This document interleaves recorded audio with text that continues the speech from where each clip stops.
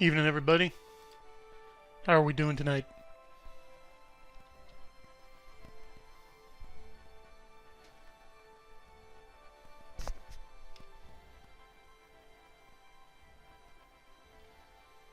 What's going on out Evening, there, everybody. Chatland? Oh, and for once, we seem to have no audio issues. Hooray.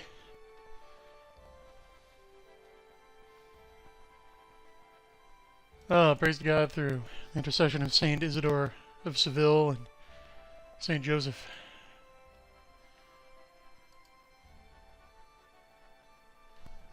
And just send out the final tweets and gabs, letting everybody know that we're live. We'll get to it.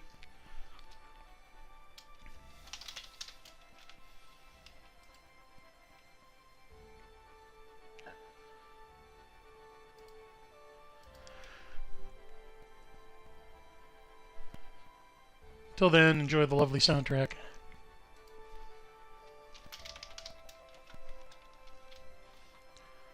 Mr. Chat, you miss us? Well, at this point, me. Because as of yet, I have no panelists. Well, that's okay. I think that may have prevented the audio issues.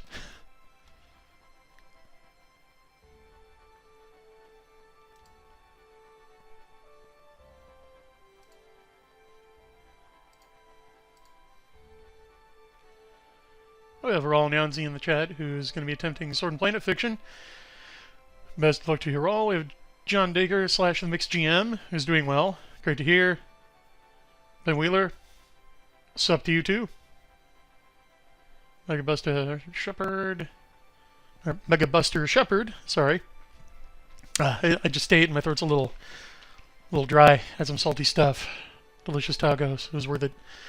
And of course, the inestimable Bradford Walker.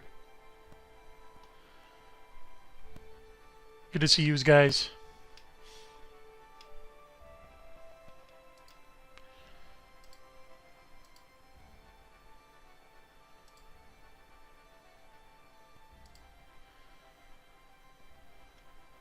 Okay.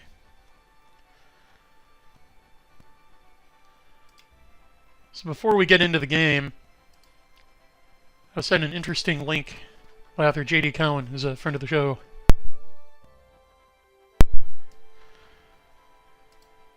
Unfortunately, I don't think there's a way that I can show this to you, but let's see, let me try and put the link in Twitter. Well, first I'm going to make sure that this is kosher.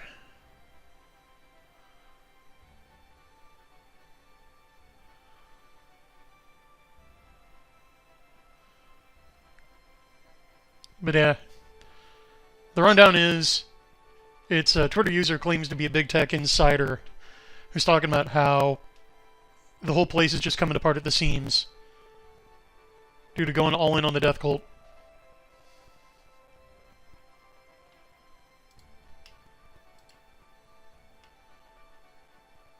Well, I'm Terrence. If you missed part 22, the link is in the show description. I always put the link to the previous episode in the current episode. I'm courteous like that.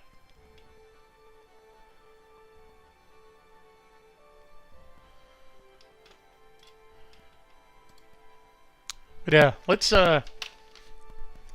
just go over this. Okay. So it's Hazard Harrington at Hazard Herring 2. I work in big tech, a name you would know and have probably used before. Wanted to give a rundown of what it's like from the inside right now. Oh, I can't wait. Obviously, insanely radically left-wing. Ooh. Lee. Try to avoid LOI adverbs, folks. Editorial tip. You basically get 3 a page. So there was my one. And he just used all 3. Just front-loaded them.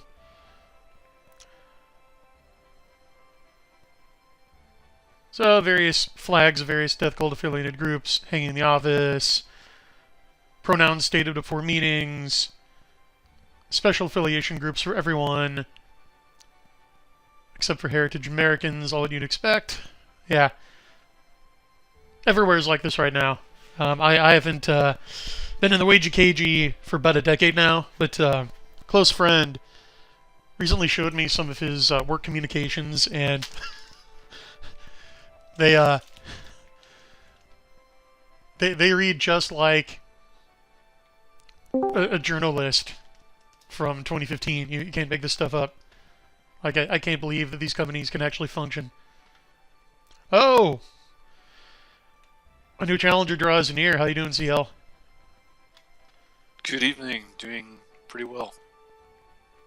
Glad to hear it. I missed you. I think chat missed you. Sad to see all chat. It's been a minute. Yeah, it has. Hello, Chad. So, I was just taking chat through this amusing and Schadenfreude-inducing Twitter thread that our buddy JD Cowan linked me to earlier. I can at least pull up in Discord for you.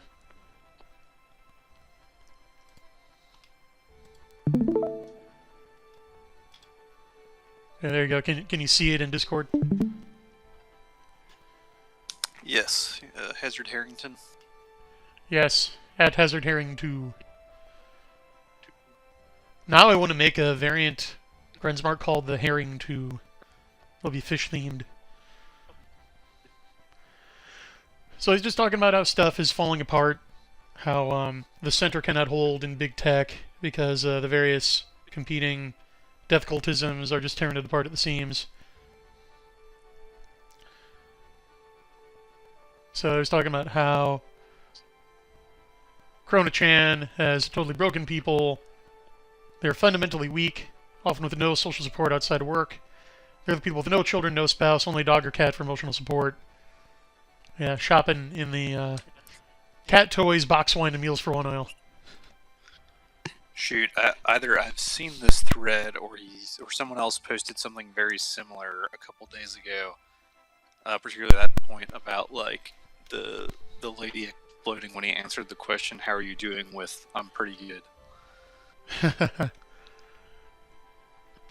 Have you seen the alleged Reddit post making the rounds about a volunteer in Ukraine? I have. Supposedly, At the barracks. And my CO came in and like to give me a number again. I like shouted at her and slapped the tray out of her hand. That was apparently revealed to be a copy pasta, though.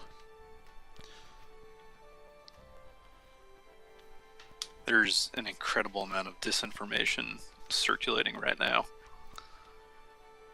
Oh yeah. It's makes trying to find any real news incredibly frustrating. And that's why I just don't try. I just laugh at obvious Reddit copy pastas on 4chan. Hey, they got a better track record than CNN.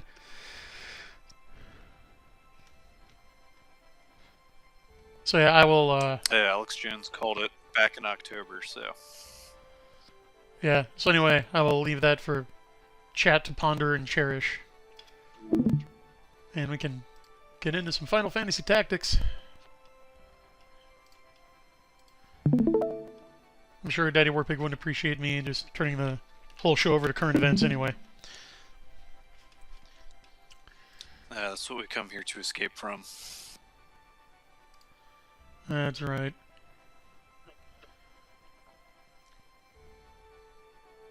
Okay. Oh, I do see a question that's right up our alley in chat. Megabuster Shepherd asks about the Pope consecrating Russia. Well, I studied under a leading Mariologist. That's right.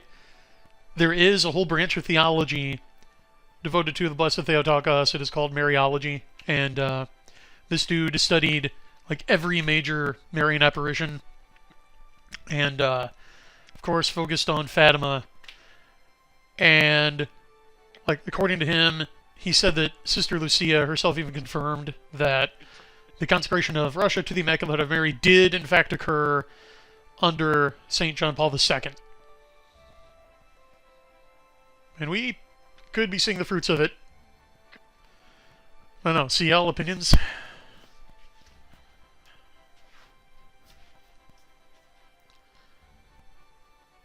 Actually, I'm glad someone has confirmed that then, because I know that's a go-to point some trads will have, is that the the wording was wrong, and so it didn't count, and so Russia remains unconsecrated. So I'm glad someone has put that to bed. Yeah, I mean it'll keep getting circulated just because human nature being what it is, but now JP2 did include Russia in his consecration of the world to the Immaculate Heart, and the only surviving Fatima visionary at the time confirmed that, yeah, that did the trick.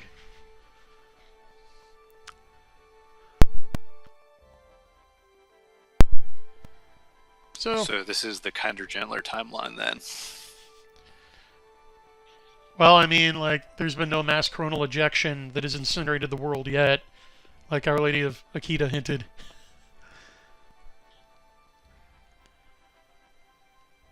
I mean, I went to Arby's earlier. There's still, like, HBO. I watched the most recent episode of Attack on Titan online, so yeah, this world ain't so bad yet. Yes. It's the worst day of your life so far. Yeah, hang in there, folks. It gets a lot worse from here. But anyway, yeah, let's play some whimsical circa Ground Zero video games.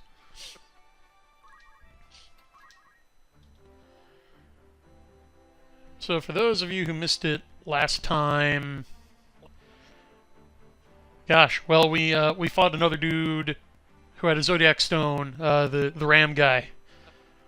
Yeah, Vigraph, I believe. Failed the first time, but finally beat him on the second try. And then Reinhardt's sister got kidnapped. Very sad.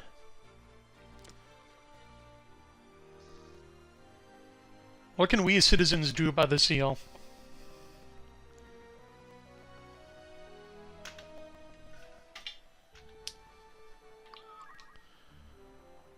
Got nothing? Well, if we know where they took her, we can go get her back. Well, it just so happens we do know. Start. Yeah. Fantastic. Yes, this convenient trail of orange pins on the map leading us right to her at Zeltenia Castle. He should have thought better than to drop oranges wherever he went. But evil acts towards its own demise, and being gluttonous for oranges will do you in at the worst of times. Look, man, they were basically medieval Cadbury eggs, okay? They were the closest people had to candy. Hard to resist. It's crazy to think there's a world before chocolate was in Europe sometime. Actually, that popped up in the Axe campaign Martel runs infrequently. We were looking up the timeline of chocolate's introduction to Europe to see if our characters could be the first ones to do it. And? Were you? We were gonna sail to the plan is still to eventually build the funds to sail to the New World and convert the Oompa Loompas before Wonka gets there. Bold. That is bold grand strategy right there. Right now we're fighting in some crusade in North Africa to try and get the money. After our privateering company went Tango uniform. Splendid. Well, not about the trading company. Sorry to hear about that. But yeah, that sounds like a badass campaign.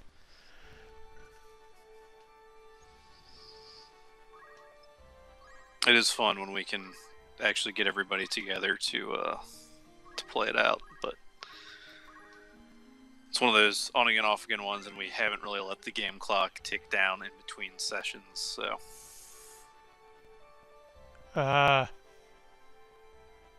We'll see what becomes of it, but I've been rather enjoying the Axe game. Good luck. Oh, It's a fun system. this just in. Jim Fear is back. I'd heard rumblings. Mega Buster Shepard, can you confirm?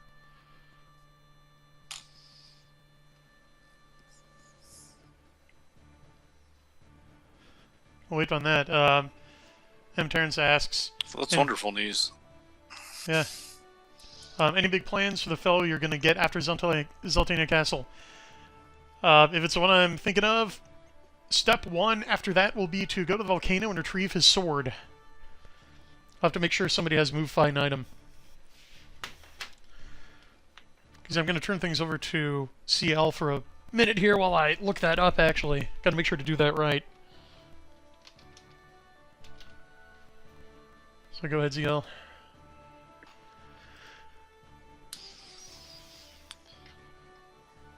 Well,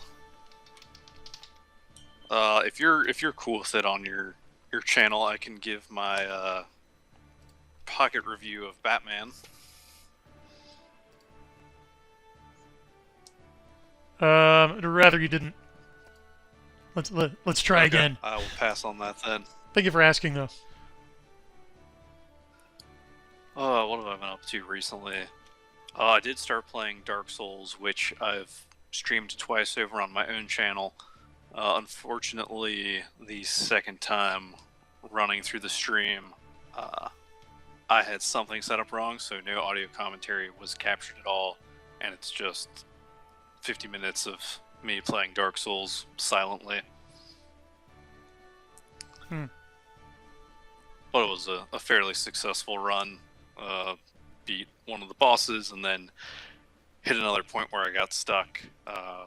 Something I'm enjoying, so this is my first time playing through the game, and something I'm enjoying is some of the points where I get stuck almost feels like those old adventure games where you just have to figure like, okay, is a really different direction to find something that'll let me bypass this. But it does it all with the mechanics of the game, so it doesn't tell you just like, oh, you cannot cross the bridge guarded by the dragon because XYZ. Like, it'll let you try, and I've tried, and I've died horribly several times trying to cross the bridge guarded by the dragon. So, I might try one more time and see if I take off all my clothes and armor, if I'll be fast enough to run by it before it breathes fire on me, but I might just die naked. Ha! If that doesn't work, then I may just start jumping off of ledges to see which parts of the map I can get to by falling. It's a fun design. It's like, it's not a platformer, but the level design is like 3D non-open world. I guess like the 3D Metroid games is probably the closest comparison I can come up with. Okay. Where everything, if you can find a way to reach something, it's fair game. But there are certain areas that are sort of meant to be explored first, but there's a lot of circling back to see what areas you can get into now that you could get into later. Yeah, little Metroidvania vibe. Oh, look at this dude pulling the hole. I haven't found anything that's like... Go on. But does he have the secret fire? No, he does have 2 Lancers. So this will be fun. I briefly tried an all-Lancer party in Final Fantasy III. How'd that go? It was pretty fun. No versatility, but it was pretty fun to have your whole party in the air. Oh, that's awesome. I think what I ended up beating the game with was Lancer, Ninja, Summoner, White Mage, I think. Strong mix. Good range of abilities. That one was I had decent fun with that game, but it was very plot light compared to Final Fantasy IV. Or even 2. Much more generic. Yeah, have you ever played the actual Final Fantasy II? No, 3 is... Actual 3 is the only one I've played besides a little bit of... I think it was 4 Heroes of Light and a little bit of Tactics Advance. Okay, because yeah, it's nuts how the very second game in the series largely prefigures where they end up going in later plot-heavy games like 4 and 6. You've really got everything there. So there's plucky band of rebels, evil empire led by an evil kind of a shonen wizard, giant airships with death rays. They really go all in. Man, 3's kind of a letdown compared to that. Yeah, although I think three has the whole shadow and light imbalance thing rear its ugly head at the end too. Yeah. Although it does have the job system, so it arguably has the best game engine of the original NES games, but yeah, that's the trade-off you get. I really do not like Final Fantasy II's core mechanic. What did they use for that one? Instead of your characters leveling up, your weapons do, and you learn abilities from weapons, so it's kind of like 9, which is why I also... I don't really care for 9. And so you've, like... So there's no character progression, just better and better gear? Kind of, because, again, the gear can teach you stuff and modify your abilities, and you do, like, gain levels, but, like, magic is super nerfed. Like, basically, to make any spell worthwhile, you've got to grind it. So, like, okay, if I want, Fire Aga to really do any damage, even to ice monsters, I got to go out and level up with, like, the staff that teaches me Fire Aga. So I got to take, like, the Fire Staff and just go, like, kill imps or whichever monsters I'm currently facing until my Firaga on that staff gets to, like, level 100. Now, there are exploits to make that go faster, but it's way more a pain than even part 1, where you can get away with just, like, grinding a little in the beginning and then maybe farming some gold for the Silver Sword around Elfland, but otherwise you can just play straight through. So it's super Japanese, it's just super grindy. So that was why I liked. I haven't finished the game yet, but what I've played of Chrono Trigger doesn't seem to have a lot of grinding.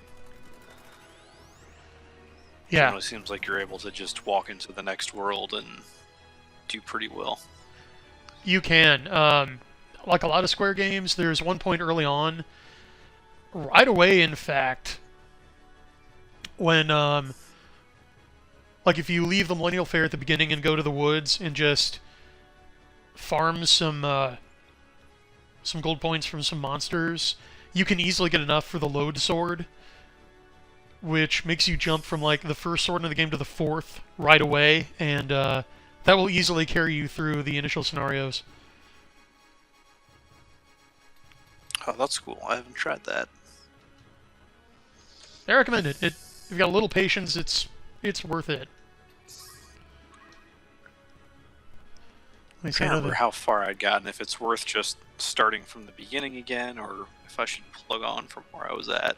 Oh, it's not that big a I think I deal. was in some kind of fairy realm. Yeah, just keep going. You'll be fine. It's just a nice early boost. You don't need it. I'm going to take a quick look at chat. Oh, hey, Fiona Wolf. Good to hear your writing. Yes, I agree. Terran's FF2 is the weakest 2D entry. No, the original is a classic. Like, the original is a perfect... Japan simulates a D&D video game experience. I love it. And SFF3 has an awesome soundtrack. One part I do love in 9 is where you go to that one shop and there's a Victrola, and you can find the record that plays like Doga's theme from 3 or something. Good times. How about you, CL? How are you finding FF3's soundtrack? It's been years since I've played it, but I enjoyed it. I remember having some pretty good themes. Nothing I could name off the top of my head. I mean, the opening theme is a great opening theme.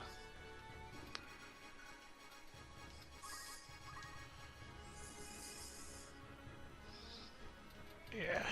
Oh, that's right, he's already acted.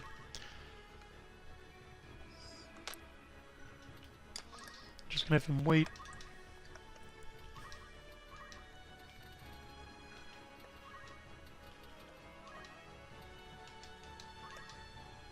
I was playing the DS version, which I believe preserved the chiptune music. Oh, fun. Although I don't know how well the 3D has aged for that. It's They're always little the chibi question. guys, so probably not as terribly as if they tried to go more realistic.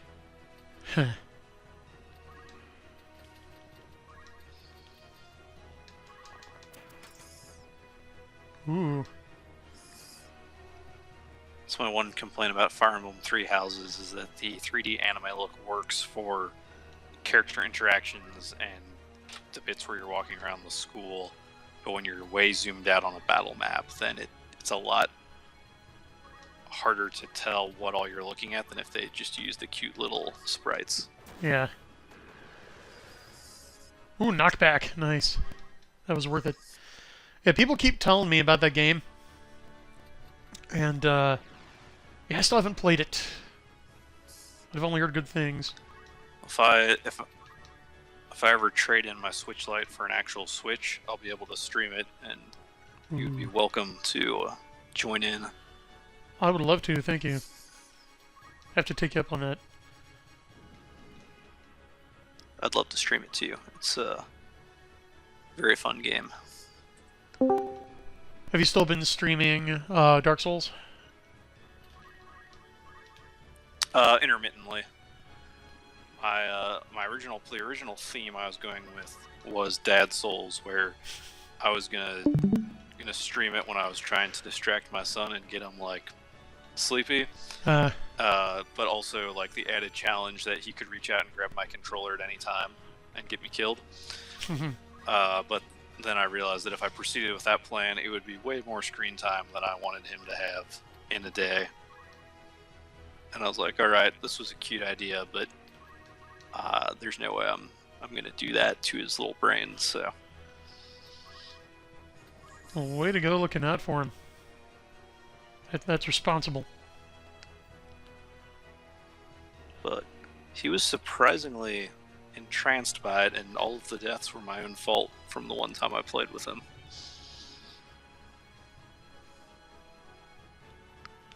But yeah, so like, nope, not gonna give him the brain drugs this early. Yeah, good call. Although I may still call it Dad Souls because I am still a dad playing Dark Souls. I'll allow it. And it sounded a second ago like we That had... and Lancer plays is way too close. There's a spy in the chat now. Oh no, we've been made. Scatter.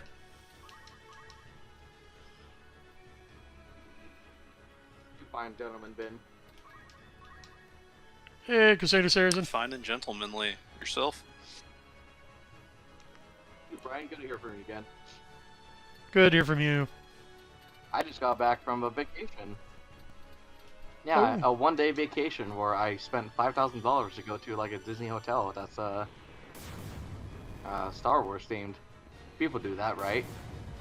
Well, See, you might be the only one. I slept in a small pod for a couple months last year, but Yeah, it was pretty empty when I was there. I actually got paid to do it. Did you have the pool to yourself? Same. Yep, I had to run to the place for myself, which was fascinating. Wait, does this make it one of those Webland goods where the more pricey it is, the more valuable it is because the fewer people will also be there? You see, I was trying to analyze it myself, and from a business perspective, because that's what I kind of like to do with a lot of these things. So, $5,000 to sleep in what is essentially a glorified bunk bed, dressed up the way you would like a little kid's bunk bed back when little kids were actually into Star Wars, right? Like if you're artistically inclined or you had the money to just buy it outright, you'd buy like a bunk bed that's like themed like a race car or like a spaceship or what have you. And they're charging people $5,000 for this on top of just visiting the theme park in the first place. Have you guys seen? I'm thinking like I was trying to think of the rationale for it. Have you guys seen the comparison of like one night stay in like the Burj Khalifa in Dubai or something compared to the new dumb Big Brand X attraction? And the big dumb Brand X attraction is almost double. And it doesn't even get you, room service. I'm sure there's like a complimentary bar. All the other things that come with actual nice hotels that are expensive. Yeah, all the perks. I'm sure something in the Burj Dubai would actually, is Dubai. It would have a very nice accommodations. Yeah. Oh, hey, Bayou Bomber in chat. Yeah. So I think they. Oh, hey, Bayou Bomber, what's up? We should hang out sometime again, real soon. I know I've been busy, so I dropped the ball on that. My apologies, but yeah, it seems like they really were just making on the brand name just to carry it on, and it's so far it doesn't seem to be working, and they can't really cover it up. Well, one report I heard was that so Disney World in particular basically had to shut down during the pandemic, right? Well, now that they've reopened, not only are people getting sticker shock because they're finding that the cost of admission is higher, but they've raised prices on everything from churros to rides, and they're now charging for things that used to be free, so they're just in full nickel and dime mode. It's hilarious.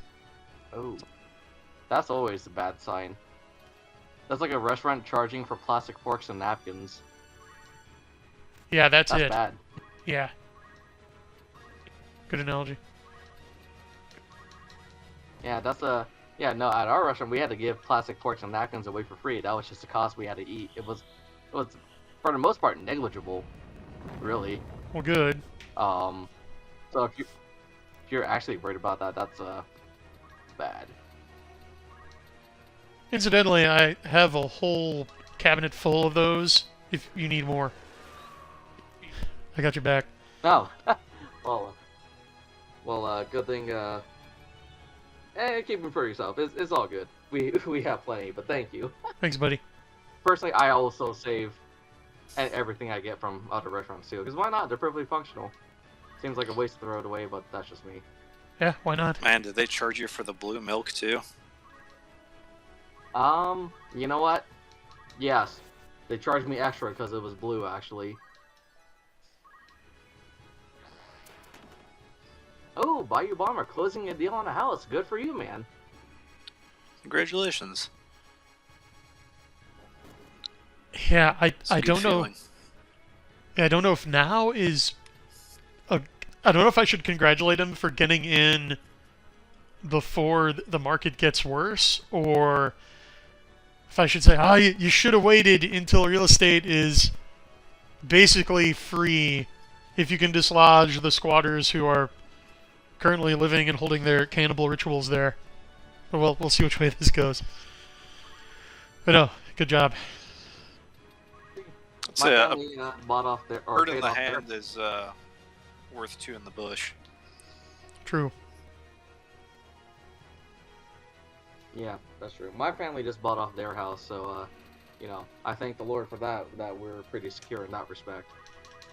Amen. See, David the Flight Paladin says, the Star Wars hotel looks less Star Wars and more vague sci-fi aesthetic. Yes. From the pictures I have seen, because I didn't, spoiler alert, I didn't actually go there myself. Oh, you can't break character? Apologies, I couldn't keep up the gag anymore. Oh, But, okay. yes, from the pictures I've seen, it just looked like it would look very poorly branded if they were relying on the brand to coast them to success, bring in customers. Like, it didn't look Star Wars so much as a vague amalgamation of Star Wars / generic sci-fi property, which I guess you could say Star Wars is now in many ways.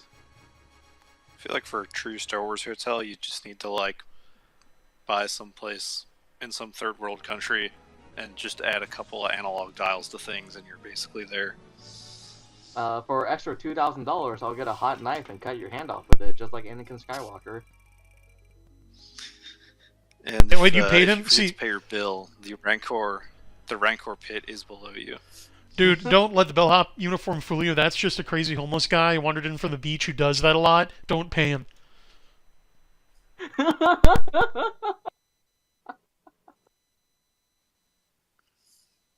Yeah, he's not affiliated. Jeez.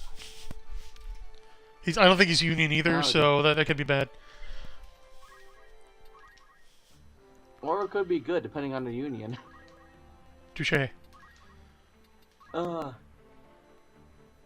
Yes. Oh, I know. This market is a seller's market. Yes, indeed, Bayou Bomber. It is indeed a seller's market, but anyone who sells right now... I don't know. My family, we decided to stick with the security of just owning our house instead of starting over from scratch again.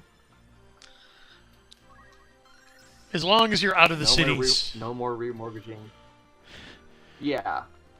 Yeah, there's now We're pretty every far out of the reason cities. to get... This is a serious retrospective PSA. If you can, get the heck out of the cities. Now, the suburbs might be okay for a while, but if you're currently in a city center and you have the means, leave. Don't care if you gotta crash with relatives or couch surf with your friends until you can line up a place. Just, city's bad. Bad. No. Incalculably bad. And depending on the amount of flexibility you have in choosing where you want to go, this is a program. They've done this in Japan. I've heard it also exists in the States in certain areas, but like there's literally like largely rural areas where people have stopped living, where they will literally like either pay you to take up residence there or basically give you land for super cheap because they don't want to just see the place decay. I mean, to be honest, Granted, there Alaska. might be a reason people stopped living there, but But yeah, like Alaska Bros. I don't know if they still do, but they used to pay people to live there. I think that was probably just to get the population up so that they could apply to statehood. Or apply for statehood. Like, I know there are some cities in Alaska too, like, Anchorage, Seward, Nome. places like that, so, yeah. Although I think Nome is still tiny, isn't it? I mean, all of them are pretty tiny relative to the lower 48, but it's where all those interesting disappearances are happening. Yeah. Okay, don't go they'll there. also have access to the last blockbuster on the planet. Really? The last Blockbuster? No, Yeah. I thought that was in Oregon. I think that's the one they turned into a museum. I believe there's still one in Alaska that has survived because it's Alaska. Hmm. Of course they made it a museum. Freaking Gen Y. Yep. Instead of just... I thought I saw a video where the people went in and it was actually still a functioning Blockbuster, though. Maybe it's changed since then, I don't know. That was some time ago. I'm just a man on the internet. Believe everything I say. Fair enough. We'll see. That's right, I can't argue with that. If you were a dog on the internet, you would have had me. But now... I'm almost a dog on the internet, but not quite. Okay, I'll Dogs on believe the internet have had a 75%. pretty good track record. Yeah. I'll go 75%. That's the best deal you're gonna get. Best I can do. Understandable. Have a nice day. There you go. There you go, folks. Art of the deal. The freedom to walk away is the ultimate freedom. The ultimate bargaining chip. Thankfully, yeah, my area is a suburb, but it's weird because it's a suburb intermixed with rural ranches, a lot of ranches, and far away from mega cities. So, I'm happy. Oh, another freaking egg. How? It doesn't even have a mate? What's going on? So anyway, I shall need 6 empty slots for what I'm to do here. I don't know how many there are total. I think there are more below this. You know what? I haven't used her in forever. So I'm gonna fire her, sell her stuff.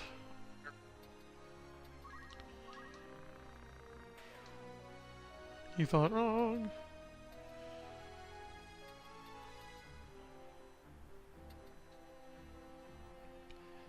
And yeah, the red chocobo is cool, but my other guys have surpassed him, and he just keeps laying eggs for some reason.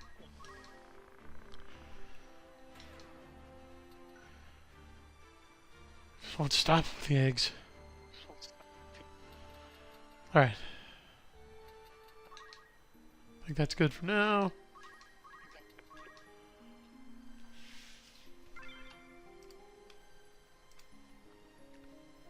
Let me check chat again. No, I'm not cruel. I'm tough but fair. I'm making dry-eyed and ice-blooded decisions for the greater good. That's what I'm doing. And we will all be the better for it. In the end, you will thank me. Okay.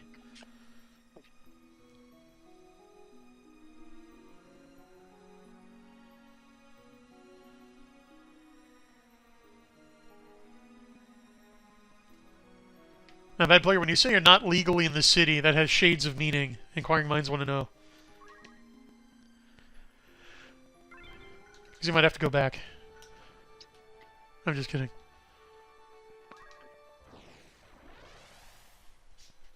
Alright, next.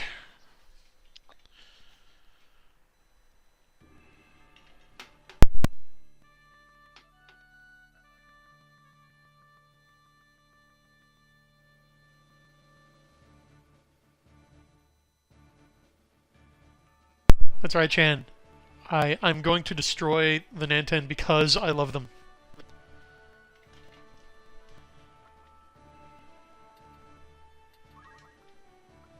We're going to do the right thing.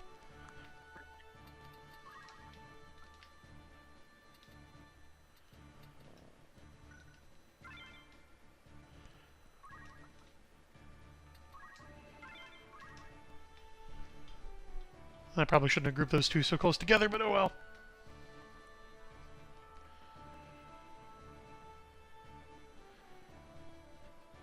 Oh, so meanwhile, while we were enjoying this game, Ben Wheeler is hearing ambulances race around his neighborhood. Good times. Be sure to say prayer.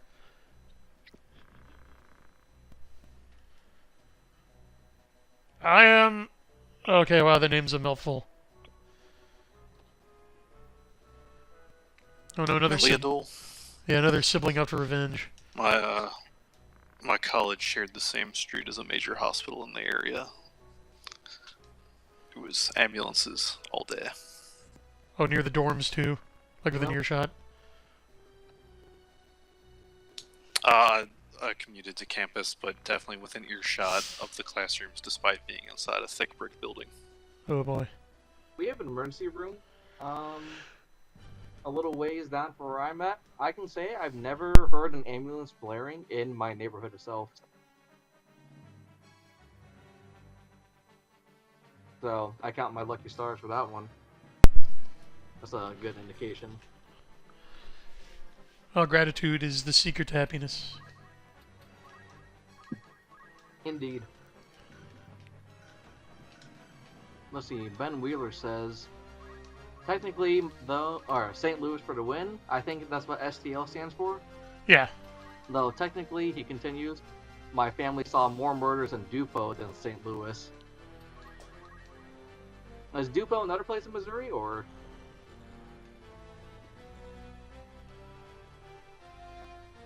Well, unless Dupo is an abbreviation for another place, I don't understand.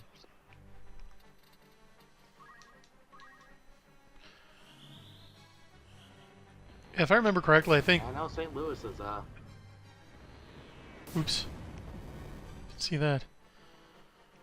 Alright, I can survive my own flare. Interesting. Yeah, I think St. Louis has fallen down the list of murder capitals of the U.S. recently. I think Detroit, Chicago, and Baltimore are worse. I have to check on that, though. Yep. St. Louis is one of the top 5 for sure. I remember you do right about that. The American city is it's sad. It's really sad to me. Let's become really. And to be I'm frank, it back. started. Beverage recharged. Excellent. Hello, welcome back. We're talking about the deadliest cities in America.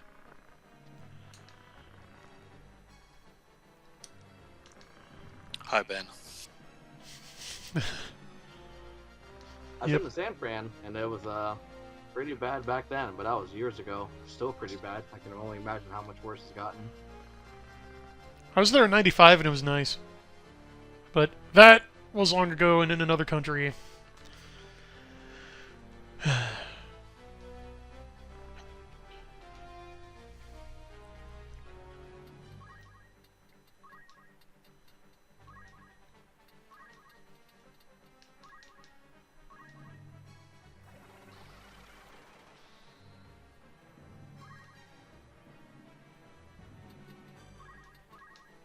Ben Wheeler says, always been the case. They'd lump in East St. Louis and Ferguson. The Native Americans part of the city are perfectly safe mostly. Huh, I don't know, there are Native American districts of St. Louis. Learn something every day.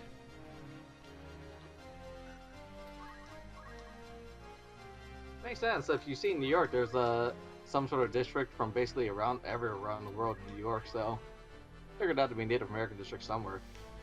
Outside of reservations, I mean. Which I have some not too far from me too. Mostly undeveloped, besides casinos.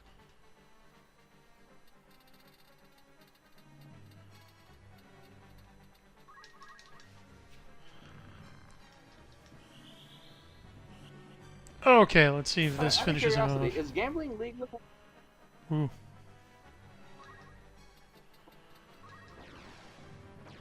Is gambling illegal, or like indie casinos, are they only a thing in California, or are they also in other states too? I wonder. They're in other states. Oh, I always thought it was more of a California thing. The more you know. Indian reservations are sovereign territories, and they're governed by tribal law within the bounds of U.S. treaties. So, like, there are a few tribes that have treaties with the state of Nevada, and they get to run casinos there. That makes sense. You know, I asked when I was going through my orientation when I was working at the casino. I remember asking the tribal chief, like, because they have their own tribal police, because they were a sovereign, like a sovereign entity that answers to the federal government. I asked them if they had their own armed militia, like a National Guard of sorts. He says no, they're in fact not allowed to, because that would be considered insurrection if they tried. Yeah, if you're making a treaty with a once hostile conquered force, you do not want to let them militarize. I mean, see Japan after World War II. Yeah. Although CL But could probably tell us more about they're still that. allowed to own guns. Individually, they're still allowed to own guns, though, because, Second Amendment and whatnot, they're still subject to it. Interesting. Yeah, Japan's no weapon laws go all the way back to the samurai period. Yeah, wasn't that when Toyotomi Hideyoshi unified Japan? He confiscated all the guns and swords and just melted it down to the statue of the Buddha. I remember something of that sort. I'm thinking more like originally you had the warrior caste that was allowed to own weapons, and then when you had the Meiji Restoration, I think as part of the samuraification, then they even started going after samurai swords. Yeah. Okay, this is getting wasn't annoying. The law like only samurai were allowed to walk around with swords? The constant monologuing can really interrupt your planning.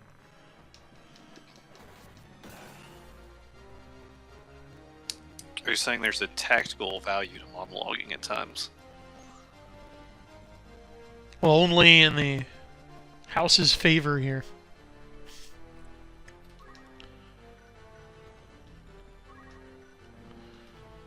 John Dacre intends to become king of Florida. I will support this. I support his claim.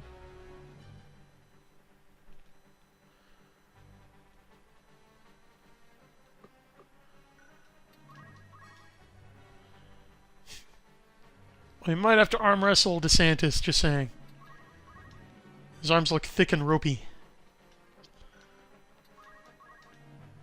He is an officer in the Navy, funny enough.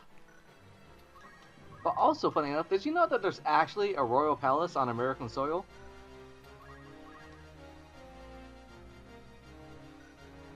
Like present-day royalty royal palace? It's not. It doesn't belong to royalty anymore, but it was built for royalty.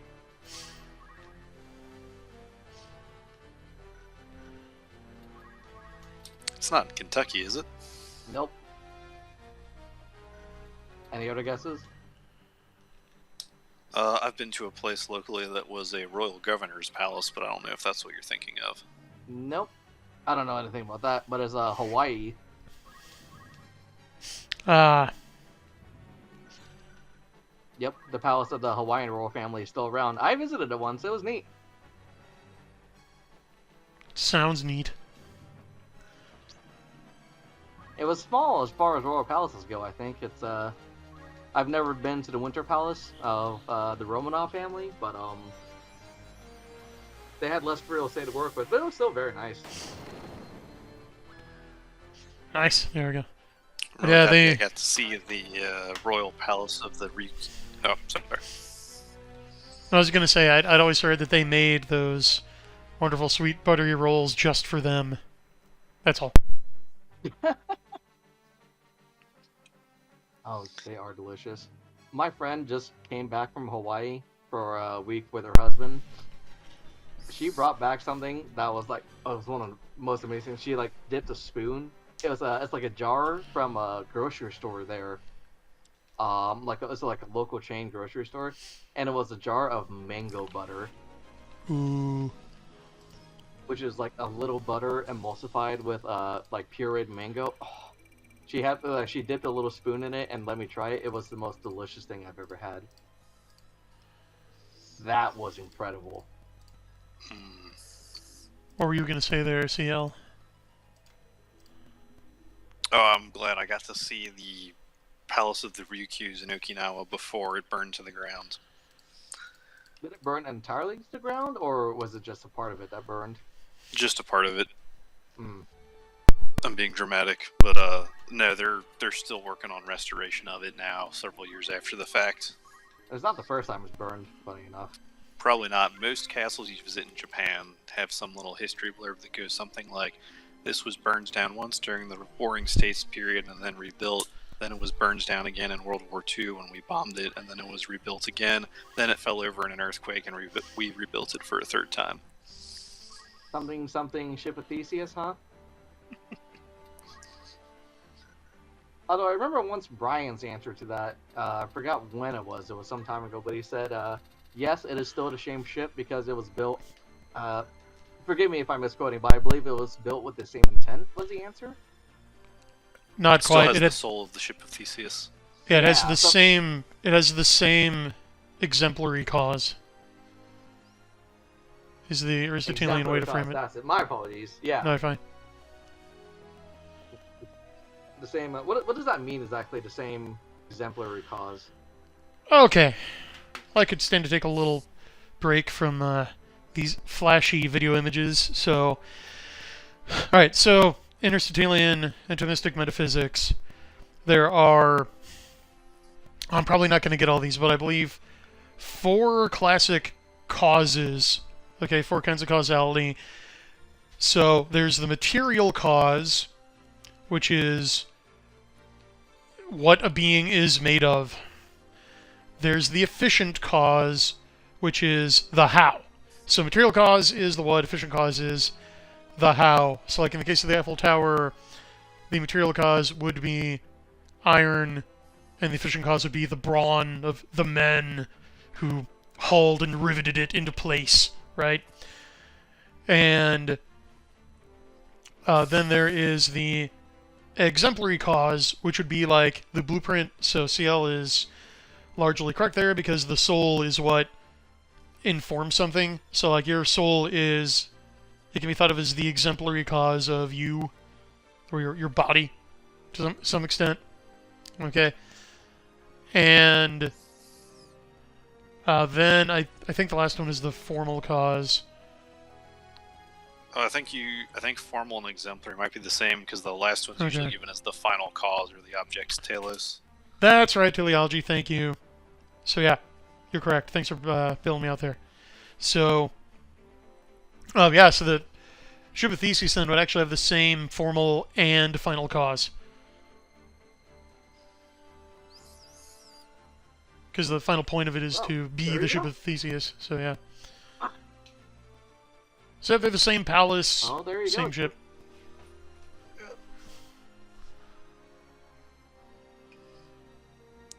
Well, because shoot, the human body replaces all its cells, like, I think every 7 years is roughly the number for, like, total replacement.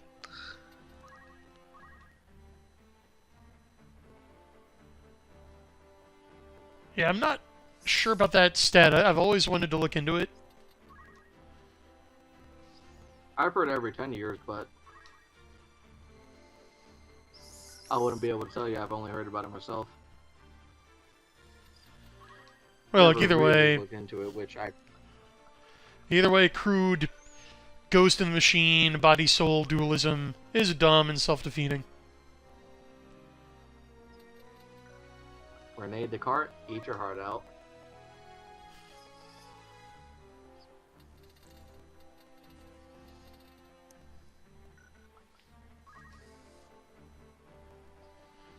Do appreciate that Ghost in the Shell at least preserved the heroine's brain, so there is still a part of her original body in there that would give the explain the presence of a soul. Yeah, only like the tiny little brain stem, isn't it? I think it's like even most of the brain is just a type of brain, but yeah, just the tiny, like basically the brain stem. Yeah, if you read the manga, like they strongly hint that yeah, most of her brain has been replaced with like wetware chips and stuff.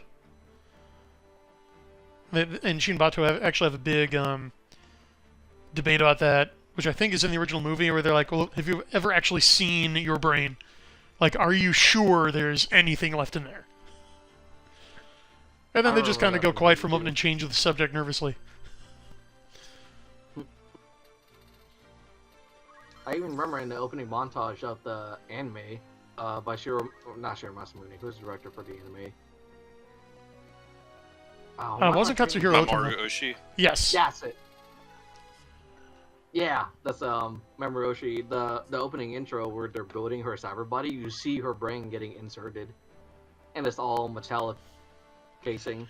Well, the thing is that hers? Because in the manga, that sequence comes from a chapter wherein it's not the Major's body being constructed, but an acquaintance of hers, and the law mandates that, like, a third-party observer is legally mandated to be present for every cyber conversion, like, again, to make sure that nobody pulls a switcheroo, for example, and to make sure everything's done correctly. And being a military and government officer, she's an ideal choice. So she's just like down at the hospital, like just observing, filling out paperwork and stuff, and a nurse gives her a bunch of maiden butler dialogues like, well, as you know, at this stage, we use a carbon-enhanced film which uses the differences in photosensitivity at different temperatures to register as heat and cold differentials in the brain, and just general spurging out. So the point being, I don't know if in the movie it's intended to be the major or just somewhat at random, but in the comic it's not. That's really interesting. I should actually read the original manga one of these days. Yeah, you should. It's good. Like, it's funny how they keep minding it. What's that, CL? Has Masamune done anything recently? I don't know. So I was surprised at the tonal difference between the manga and the Mamoru Oshii film. Oh, do go on. The manga is much more like irreverent, and to me reads more like R-rated Astro Boy. Like the like moody contemplative tone of the film is unique to the film, and it's part of why I really like the film. But the comic is much more comedic. It is like the scene where Bato becomes convinced someone has planted a bomb in his car, so he takes the whole thing apart, like in the red zone in front of the hospital. So there's like ambulances lined up honking at him, and he's like cursing them out. I don't remember that in the anime, so yeah, it must be. Yeah, it's not. It's only in the manga. You know, he disassembles his whole car because he's sure there's a bomb, and then spoiler, turns out there wasn't. So he did it for no reason, and like totally disrupted the hospital's parking situation. It was great.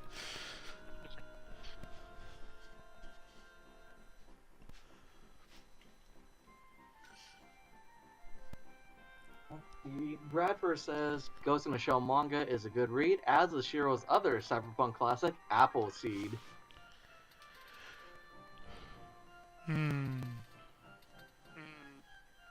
Has Appleseed ever had a really good anime adaptation?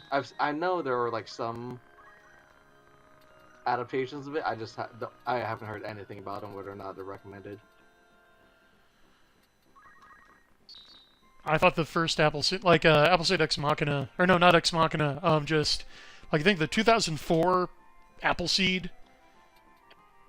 I remember that being okay. Just okay. It's all right. Might check it out one of these days. Let's see. AD Police. Oh, that's right. He also did AD Police 2020. Or is that the one that's also called Dominion Tank Police? I forget. No. Oh. They are different.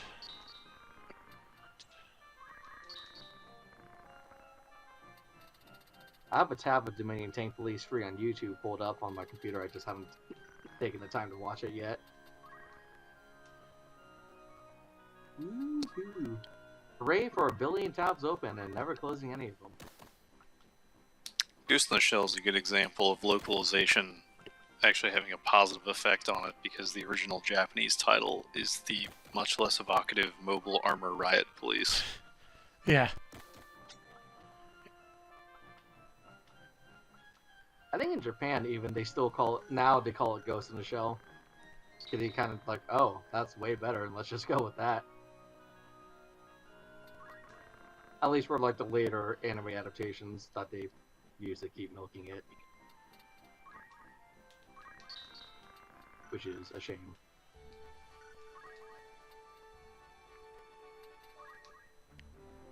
Doesn't really seem to be a story that intended to have an end. Now that I think about it.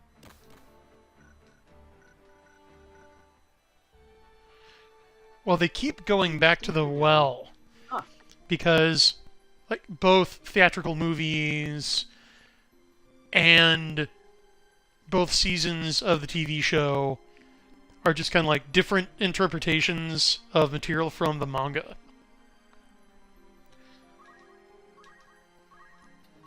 But they're all good. So Have just you seen the most recent? have I seen what? Have you seen the most recent adaptation of Ghost in the Shell?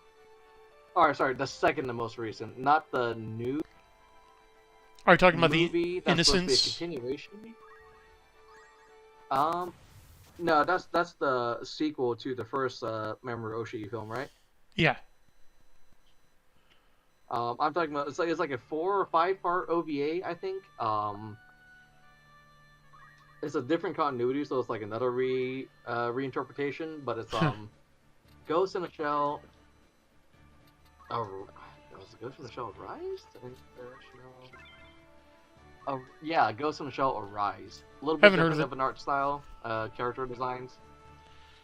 Like, something you have to know about me, I like the don't manga. watch new anime. Like, Yeah, it's fair. after Bleach, I was just like, okay, I'm done. I have other things to do.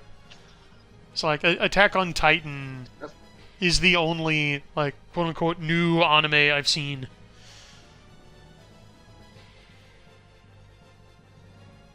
Yep. I haven't watched anime. I haven't kept up seasonally in many years at this point either. But I watched that one years ago. I liked it well enough, I guess. Well, no, tell us about it. Yeah, I just meant I haven't seen them, no value judgment. So go ahead. Yeah. Oh, it's just not a reinterpretation. It's more, at least the part I watched was more about the formation of is it Section 9 is the name of their unit, right? Yeah. Major Kusanagi is a major in the Japanese Self-Defense Force, uncovers a terrorist plot, that's cyberpunk, recruits Bato. I liked it well enough.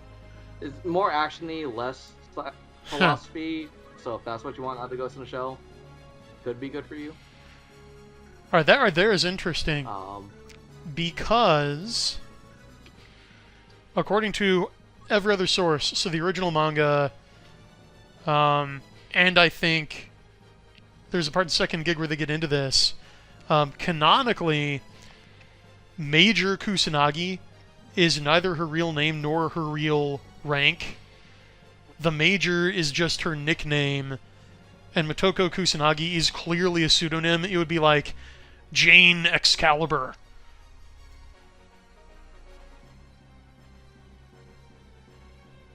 So it's interesting that they actually depict her as a major. Yeah, I mean, I don't know the rank structure for the JSDF. I know it's like the ranks are basically the same as ours, but I don't know the insignia. But in the very beginning, she's in a JSDF uniform, and she's referred to as Major. So I guess that's Okay. that's her real backstory. Interesting.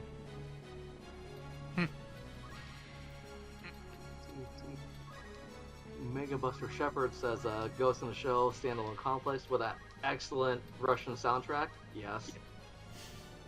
Courtesy of Yoko Kanno.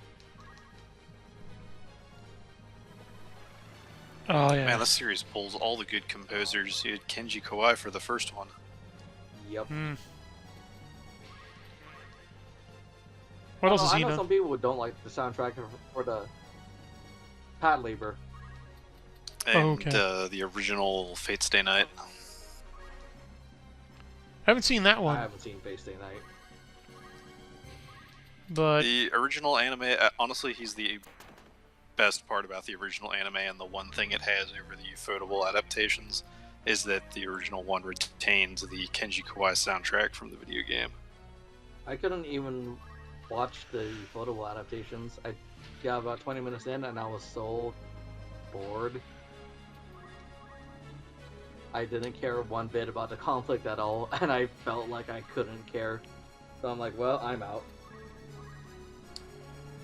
The pacing is not its strong point. If I want to watch nice fight scenes, I can just watch them in clips on YouTube. We're like, whoa, neat. Too bad I don't care about the conflict behind it, but it's still neat to watch.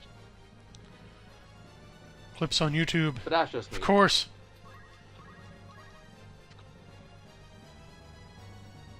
It felt That's all like I that's had. what the anime was made for.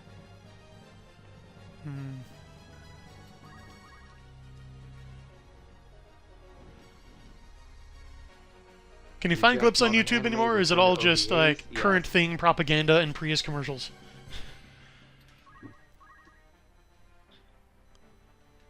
Is there anything else? You can still find a decent amount of clips on YouTube.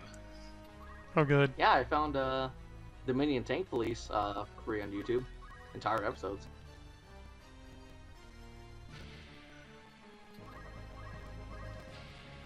Let's see. Reject modern anime, return to OVAs. Yes, I want another something like Gunsmith Cats. That would be very nice. OVA is the saddest casualty of Ground Zero. I'm virtually pouring one out.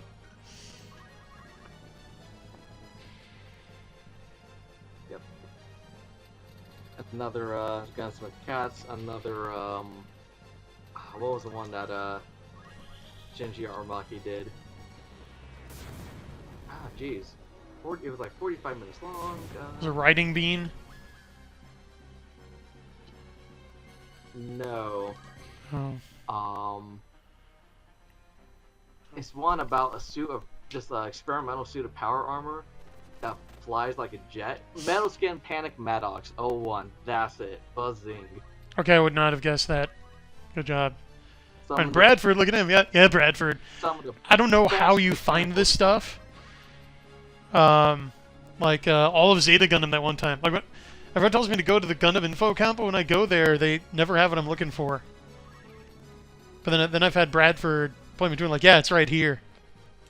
And I'm like, how'd you do that? You're a wizard.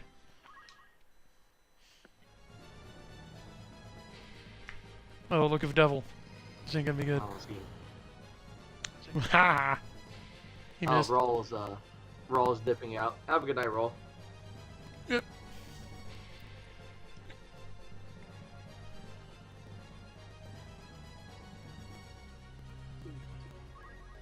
Crawling through the chat. Seems like Roll and Fiona Wolf were talking about a flat character arc, which apparently is common for a lot of shonen characters.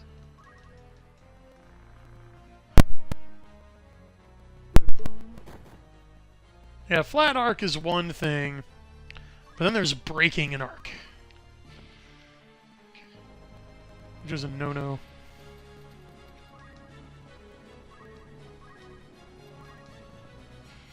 What do you mean by breaking an arc for those who are writing inclined?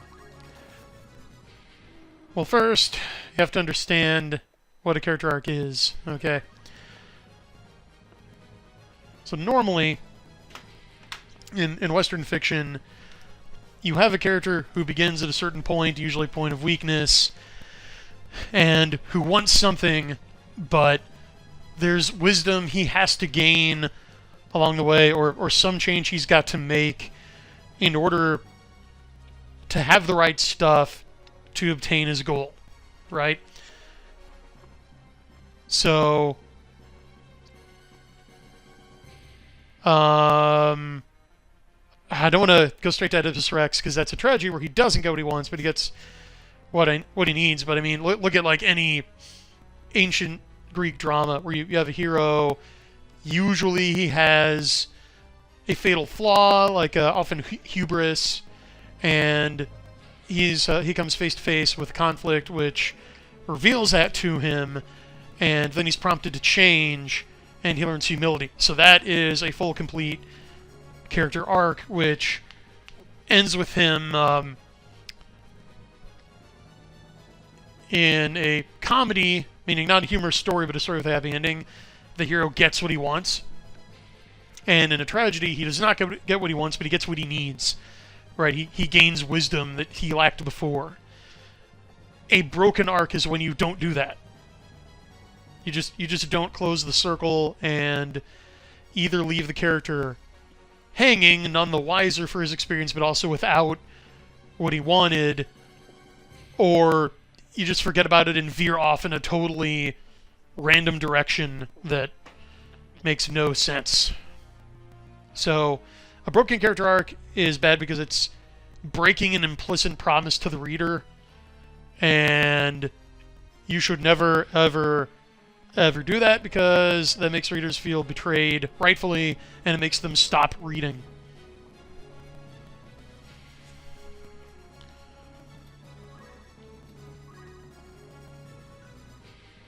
So endeth the lesson. Writing 101. Writing 101, ladies and gents. Don't It really break is. promises to your readers, and I guess Broken Arcs is part of that. Yep, broken arc is a broken promise. It is often lampshaded under the aegis of subverting expectations. But no. Like, I'm not a fan of subverting expectations in the first place, because that's just a cheap thrill. But you can subvert expectations without completely detonating your viewers' hopes. Or in the case of a book, your readers' hopes. So, like, Goku, for example. Totally flat arc. He never changes except to get stronger. But then there's always the next challenge, which is proportionally as difficult, if not worse. But he remains the same happy-go-lucky, dumb as a box of rocks guy that we all love. And it's fine.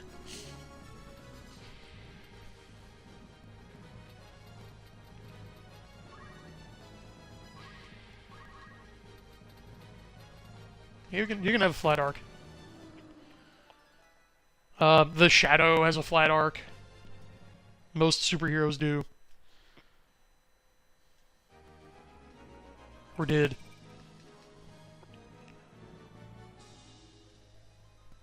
Seeing how a lot of superheroes don't follow the arc of the hero's journey, huh?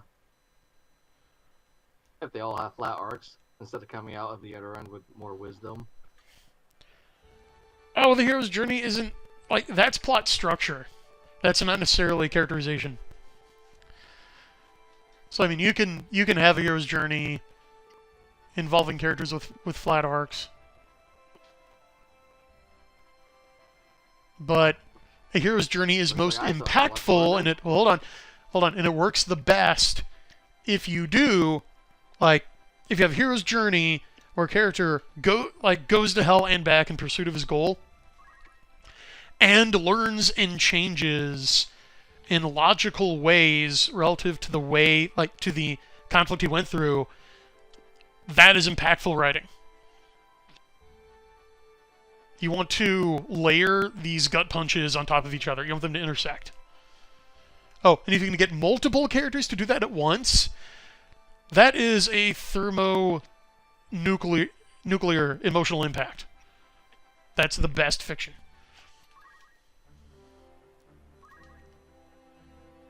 On our impromptu writing clinic tonight.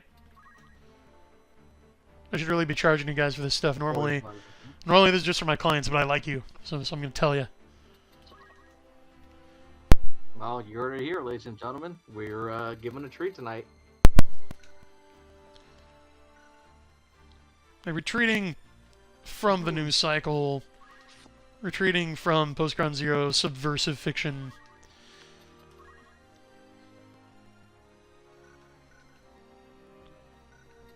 You know, my friend pointed out something to me, and I'm curious what you think. He says he wants people to stop using subverting expectations as a dirty word, because his contention is that, for example, comedy is based off of subverting expectations.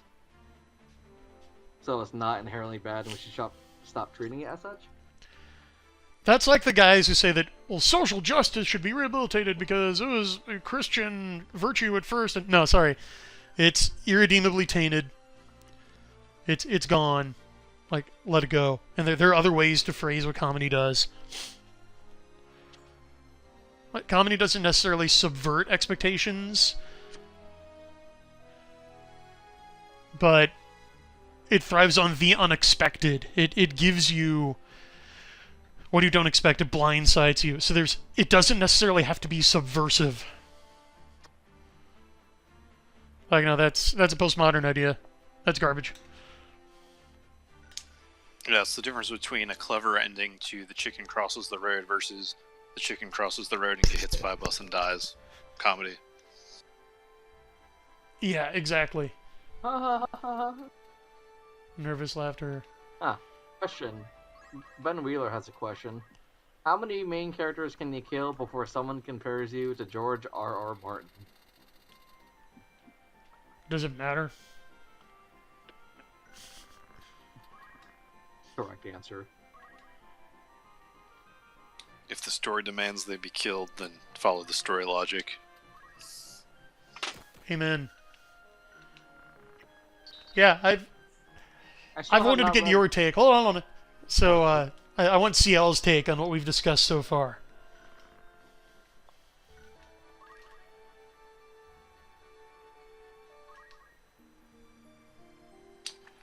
Oh, let's see. Yeah, as far as killing off characters goes, like, do it if the story logic or the situation or the character logic makes sense. Like, readers can detect both plot armor and also when you just killed someone off for shock value. Like, that's why, like, Serenity, for example, like, the deaths feel so cheap because Whedon outright admitted, like, yeah, I did this to shock the viewers so they'd think that anybody could die, but then, like, nobody else dies except for the shocking chump death, so it's kind of like, why'd you do that? Yeah. Yep. Compared to something like, I don't know, Lord of the Rings, where, you know, he doesn't just kill people off because, like, Ormir falls in battle against Uruk-hai because that's what would eventually happen if you were that outnumbered. Like, that's why there's the whole list of the dead at the end of the Battle of the Pelennor Fields, because there was a massive battle, and that's the thing that happens in massive battles.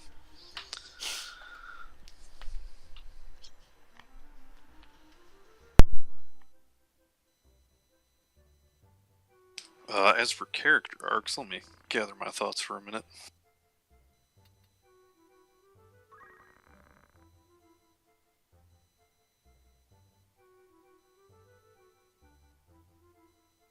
I think the worst thing you can do with a character arc is, like, the feeling of when you, like, break an arc is when it seems like, oh, it's, I guess, sister to the, Brian's rule about horror movies, where if the ending is identical to if all the characters had committed seppuku at the start, like, you don't have a good horror movie. Yeah. So, like, if the end state of your character arc is identical to the character having shot himself in the head at the beginning of the story, like, that's not going to be a satisfying character arc to anybody. Or if the character abruptly changes characterization with no explanation. Or if the explanation isn't super clear. Like, I've changed my thoughts now that I've talked with you, Brian, and a few other people, but, like, I was not super enthused about Char's counterattack the first watch through because it felt like such a change for where I thought the character was headed at the end of Zeta Gundam. Mm. And I think the movie is very subtle in laying out why it happens, which, I mean, is to the filmmaker's credit. Like, you also don't want to just wallop the reader over the head with the points. But if you're too subtle, then some of your audience might miss it and just be like, that seems out of character. Yeah, it might have been a bit smirk, come to think of it. It's not outright subversive of the character, but I don't know. I think you can kind of tell that, like, right, because originally Char was supposed to be in the sequel, but then he didn't show up in Zeta Gundam because they got the green light for Char's counterattack. But Yeah, it was going to be in Double Zeta I don't originally. know. It seemed like a bit of a 180 from where he was and was headed in Zeta. Not entirely unjustifiable, but in some ways it feels like it works better as a sequel to original Gundam than a sequel to Zeta Gundam. Hmm. Yeah. Like we discussed, you really do get that one line by Amuro when he's talking to Bright and the other Londo Bell members. And he lays out Char's motivation, but if you're not paying close attention, you're gonna miss it. And I will give the benefit of the doubt to every successive UC Gundam series that takes place after that for sticking with it. Like if you watch Unicorn, for example, that theme comes back. Because Full Frontal says, like, right, like, Axis shock happened, everybody saw it, so humanity stands guilty of having witnessed an honest miracle, and nothing changed. So they deserve what they get. And I'm like, yeah, I really can't argue with that.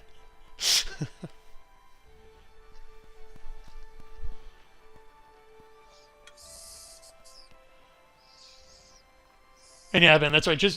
Just finish your series, and you can lord it over GRRM. You're a better writer than him. I'd like to note that No, I have finished 2 series now. One of which you can find the role-playing game of in the show notes.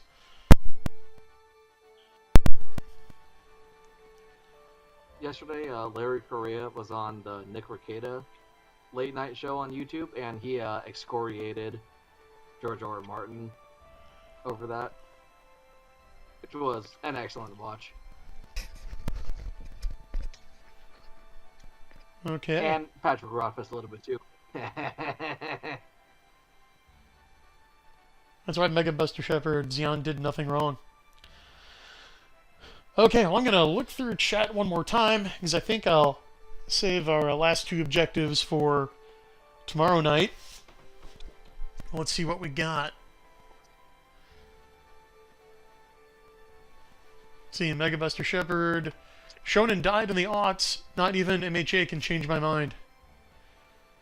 Okay, help me out. What's MHA? Oh, My Hero Academia? My Hero Academia. Alright, okay. Yeah, I'd have to agree with you. I've only seen the first few seasons of it, but I've been enjoying it. I've heard it's enjoyable. Oh, yeah, Bad Player pointed out that Goku did all his growing in Dragon Ball. He's fully actualized as an adult. Yep, makes sense. Yu Yu Hakusho is the peak of shonen. I mean, I have to agree. Yeah, go ahead, ZL.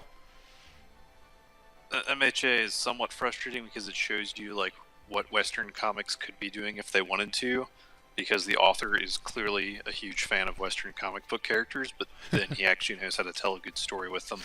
Yeah. Let's see. Bradford Walker. Full Frontal is one of the best written Char clones in the entire franchise. Okay, I'm going to put this to the panel. Best Char clone, Full Frontal, or Zex Marquise? Full Frontal. I haven't seen Unicorn, so I have to go with Zex. And I'm torn. I But don't know. I also like that Zex kind of gets a happy ending. Yeah, I don't want to get into spoilers, but the same cannot be said of the other one. There's also... Okay, it's also debatable as to whether Full Frontal is a Char clone in the same way that, like, Zex or Chronicle Asher or like any of the others are. You'll just have to watch Unicorn and watch closely, but it's kind of up in the air as to who or what he really is. So I'm gonna split my vote, and like I'm not gonna resolve the tie here on the show because I don't know. Pending further clarification, I'm gonna abstain. But I like them both. They're both great characters.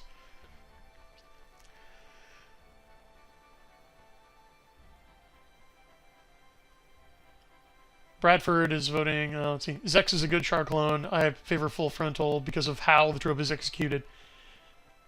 Yeah, if he's a Char clone, then yeah, they took the trope to the next level. And Unicorn is full of that. Like it's self-aware without resorting to Joss Whedon, like constantly elbow you in the ribs and winking, going, remember that? Look what I did there. How about them apples? It's super subtle. Like all the way down to one dude going, "It's a Gundam!" at one point. So they even reference Wing and other non-UC series. It's delightful.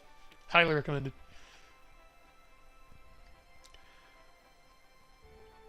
And John Dacre says, Australia got what was coming to it. Assuming you mean Operation British. Time will tell. Look, if the Earthling souls weren't full of gravity, the meteor wouldn't have fallen.